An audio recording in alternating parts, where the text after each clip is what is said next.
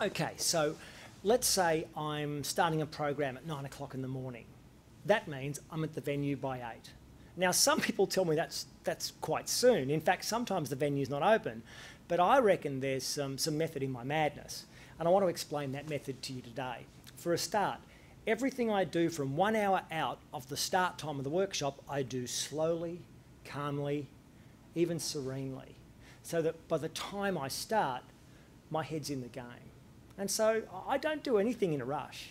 That's the last thing I want to do. So I have to kind of elongate what could be the fastest setup into something that's slower than that. But for me, emotionally, better than that. But still, it doesn't take an hour to set up a workshop.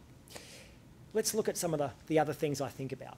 Now, I reckon it takes 15 minutes to put the books out, to get the projector going, to hook up the laptop, all that normal stuff. You know, to check the whiteboard markers are good. And by the way, if they're not, I put them in the bin. I do the next trainer a favour. So what do I do with the rest of that time? Well, I've been doing this job for a while now, and trust me, one or even two things can go wrong.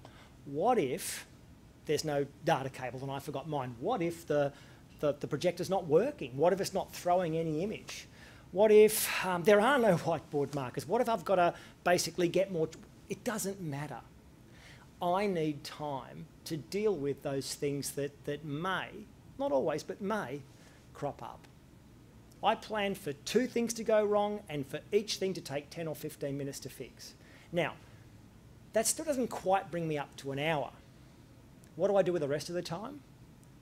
I meet and greet the group.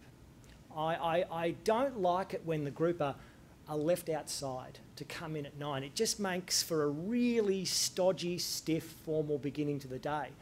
When the group starts to rock in, and that can be 20, 25, 30 minutes before 9 o'clock starting, I like to say g'day. I actually like to have most of my setup done so I can just, you know, shoot the breeze, get to know people. You know, quite often the entire group turns up before 9 o'clock and I've already gotten to know them. I've already broken the ice. So when 9 o'clock hits, we've done all the getting to know you stuff that we need to, and we can just hit the ground running and get more value, more educational value out of the day. So there you go. There are some tips and hints for how to have a truly spectacular preparation start to your day's training.